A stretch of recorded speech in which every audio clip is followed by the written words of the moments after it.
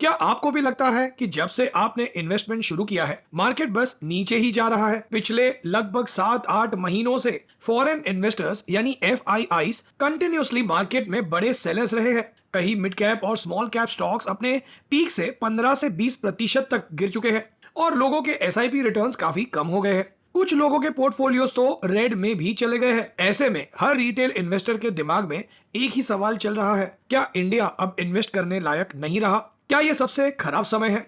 आज के इस वीडियो में मैं आपको पूरे डेटा के साथ बताऊंगा वो 5 बड़े नेगेटिव्स जिसकी वजह से अभी सब कुछ बुरा लग रहा है और वो 4 बड़े रिवर्सल ट्रिगर्स जो इस पूरे माहौल को बहुत जल्द बदल देंगे। अब बात करते हैं उन 5 बड़े रीजंस की जिसकी वजह से अभी मार्केट में सब कुछ इतना नेगेटिव लग रहा है। पहला रीजन है वैल्यूएशन। पिछले 2-3 साल में मार्केट इतना तेज भागा कि सब कुछ बहुत महंगा हो गया था। खासकर मिड और स्मॉल कैप स्टॉक्स में बिजनेसेस उतने बड़े नहीं थे जितने उनके शेयर के प्राइसेस बढ़ गए थे।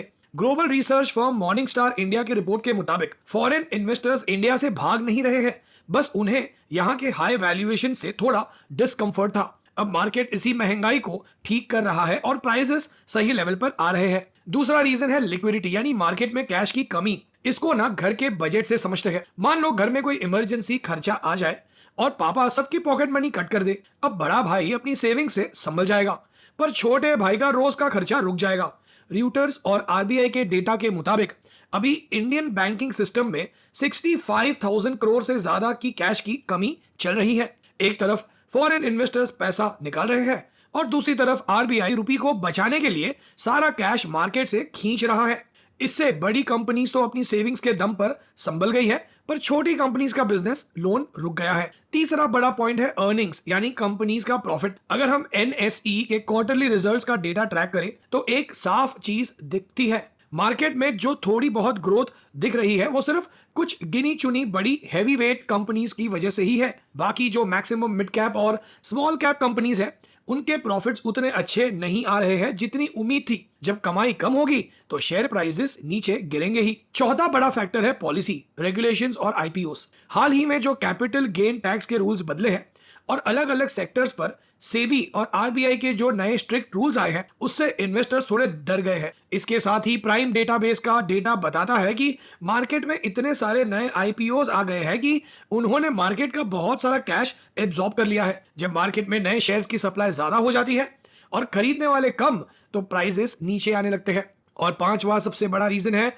बिहेवियरल यानी हमारी साइकोलॉजी। अलग अलग बिहेवियरल फाइनेंस स्टडीज और सर्वेस बताते हैं कि पिछले 3-4 सालों में मार्केट ने बिना रुके इतने कमाल के रिटर्न्स दिए हैं कि हम सबको आदत हो गई थी सिर्फ ग्रीन पोर्टफोलियो देखने की। इसमें जो नए इन्वेस्टर्स पिछले 1-2 साल में आए हैं उन्होंने लाइफ में पहली बार मार्केट को ऐसे गिरते हुए देखा है। जब पहली बार पोर्टफोलियो रेड दिखता है तो डर लगना बिल्कुल नेचुरल है। अब सवाल यह है कि ये सारा डर और नेगेटिव माहौल बदलेगा कब? तो इसके 4 बड़े चेंजेस हैं जो हमें देखने हैं। पहला चेंज है कंपनीज की असली कमाई बढ़ना। इसको ऐसे समझो, अगर आपकी क्लास में सिर्फ 2-3 बच्चे अच्छा परफॉर्म करें तो पूरी क्लास का रिजल्ट अच्छा नहीं लगता। लेकिन जब 60% से ज्यादा बच्चे अच्छे मार्क्स लाने लगे तो पूरी क्लास हिट हो जाती है। मार्केट में भी अभी यही बदलाव चाहिए। जब NSE के डेटा के मुताबिक सिर्फ 2-3 बड़ी कंपनीज नहीं बल्कि मार्केट की 60% से ज्यादा छोटी बड़ी कंपनीज अच्छा प्रॉफिट कमाने लगेंगी तो मार्केट का माहौल अपने आप मस्त हो जाएगा। दूसरा चेंज है मार्केट में नया पैसा आना। इसको एक सिंपल एग्जांपल से समझते हैं। मान लो आपका कोई अमीर दोस्त गुस्से में अपनी महंगी साइकिल लेकर चला गया तो आप थोड़े सैड हो गए, लेकिन आपके बाकी दोस्तों ने अपनी पॉकेट मनी जोड़कर आपको अकेले नहीं छोड़ा। मार्केट में भी अभी यही हो रहा है। FIIs और RBI के डेटा के मुताबिक फॉरेन इन्वेस्टर्स अपना पैसा निकालकर ले गए हैं पर आप जैसे रिटेल इन्वेस्टर्स की SIP अभी भी मार्केट को संभाले हुए है। जैसे ही US और इंडिया में इंटरेस्ट रेट थोड़े कम होंगे ना, वो फॉरेन दोस्त भी अपना पैसा लेकर वापस आएंगे और मार्केट को डबल बूस्ट मिलेगा। तीसरा चेंज है शेयर्स का सही प्राइस पर मिलना। मान लो एक नॉर्मल चिप्स का पैकेट जो हमेशा 20 रुपए का मिलता है वो ब्लैक में 100 रुपए का बिकने लगा। आप उसे नहीं खरीदोगे, लेकिन जब उसका प्राइस वापस 20 या 25 रुपए पर आ जाए तो सब उसे लेने लगेंगे। मार्केट में भी मिड और स्मॉल कैप शेयर्स बहुत महंगे हो गए थे। जैसे ही इनका प्राइस वापस अपने नॉर्मल लेवल पर आएगा बड़े इन्वेस्टर्स फिर से शॉपिंग शुरू कर देंगे। चौथा चेंज है देश का बजट सॉलिड होना। इसको ऐसे समझो, अगर आपके घर में महंगाई कंट्रोल में हो, पापा की इनकम बढ़ रही हो और वो घर में नया काम शुरू करवा रहे हो, तो घर में सब खुश रहते हैं। आरबीआई के डेटा के मुताबिक देश में बिल्कुल यही चाहिए। जब इन्फ्लेशन कंट्रोल में रहेगी, हमारा रुपी स्टेबल होगा और बड़ी बड़ी कंपनीज नई फैक्ट्रीज लगाने के लिए ऑर्डर्स देंगी, तो पूरे देश में बिजनेसेस बढ़ेंगे और मार्केट का मूड एकदम से पॉजिटिव हो जाएगा। दोस्तों, अभी मार्केट में जो चल रहा है, ग्लोबल रिसेशन का डर, अचानक लेऑफ्स और जॉब लॉस की न्यूज, ये सब देखकर दिमाग में एक ही बात आती है, अगर कल को मेरी जॉब चली गई या मार्केट और गिर गया तो मेरे परिवार का क्या होगा।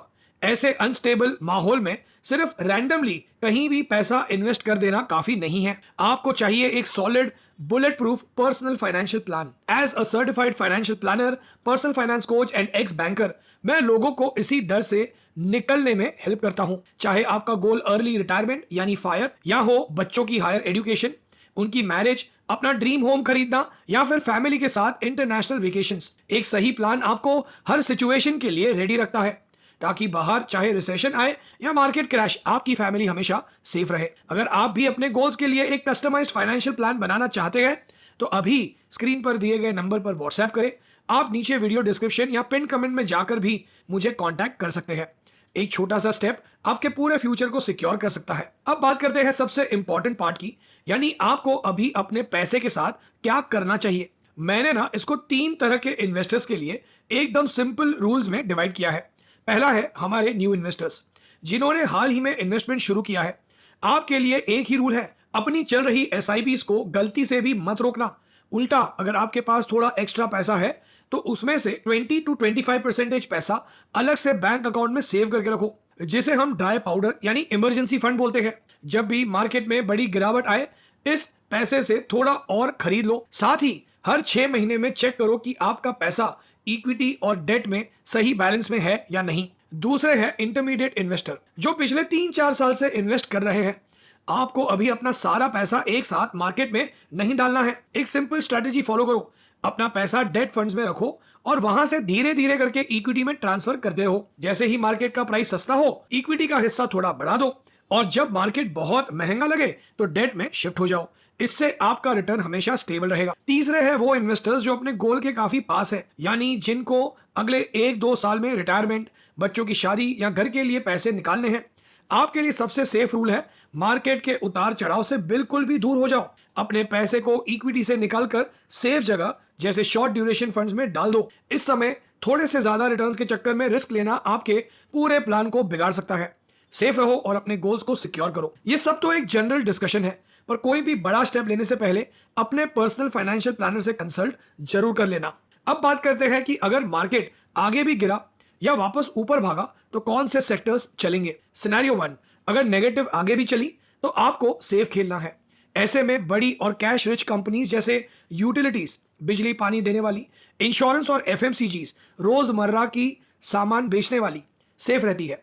जैसे घर का खर्चा चाहे जो भी हो, राशन और बिजली का बिल तो भरना ही पड़ता है। सिनेरियो नंबर 2, अगर मार्केट वापस घूम गया और ऊपर भागा तो फिर ग्रोथ वाले सेक्टर्स चलेंगे, जैसे केपेक्स और इंडस्ट्रियल्स, इंफ्रास्ट्रक्चर बनाने वाली कंपनीज, बड़े बैंक्स और सही प्राइस पर मिलने वाले टेक प्लेटफॉर्म्स। अभी क्या अवॉइड करना है? ऐसी कंपनीज जिनके प्रॉफिट्स जीरो है पर शेयर प्राइस आसमान पर है, और ओवर वैल्यूड स्मॉल कैप्स।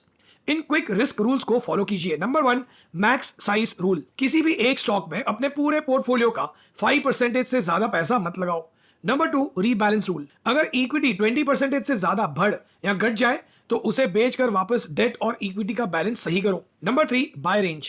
पहले से प्राइस फिक्स रखो कि जब ये शेयर इस पीई या प्राइस पर आएंगे तभी ही खरीदूंगा। Number 4, no chasing. रोज रोज रिटर्न्स देखकर फंड्स मत बदलो, साल में सिर्फ एक बार रिव्यू करो। दोस्तों, as a certified financial planner मैं हमेशा एक ही बात बोलता हूं, मार्केट में आपका सबसे बड़ा फायदा आपका प्रोसेस होता है। आपको एग्जैक्ट बॉटम पकड़ने की कोई जरूरत नहीं है। बस नए टैक्स रूल्स और फंड कैटेगरीज जैसे इक्विटी वर्सेस डेट टैक्सेशन को ध्यान में रखकर अपने टाइम होराइजन के हिसाब से इन्वेस्ट करते रहो। ये सिर्फ एक जनरल एजुकेशनल वीडियो है, कोई डायरेक्ट स्टॉक टिप नहीं है। इसीलिए कोई भी बड़ा डिसीजन लेने से पहले अपने फाइनेंशियल प्लानर से बैठकर डिस्कस जरूर कर लेना। अब एक बहुत ही मजेदार चीज, अगर आप चाहते हैं कि मैं आपकी मदद करूं तो अभी नीचे कमेंट बॉक्स में अपना मंथली एसआईपी अमाउंट और अपना टाइम होराइजन, यानी आप कितने सालों के लिए इन्वेस्ट कर रहे हैं, लिखकर कमेंट कीजिए। मैं आने वाले नेक्स्ट वीडियो में आपके कमेंट्स पर एक personalised rule based asset allocation range share करूंगा। कमेंट में learn a lot, watch till and लिख दीजिए, मुझे मोटिवेशन मिलेगा। वीडियो अच्छा लगा तो लाइक और सब्सक्राइब जरूर करना। मिलते हैं अगले वीडियो में, तब तक के लिए happy investing. Thank you for watching till the end. God bless you all. जय हिंद।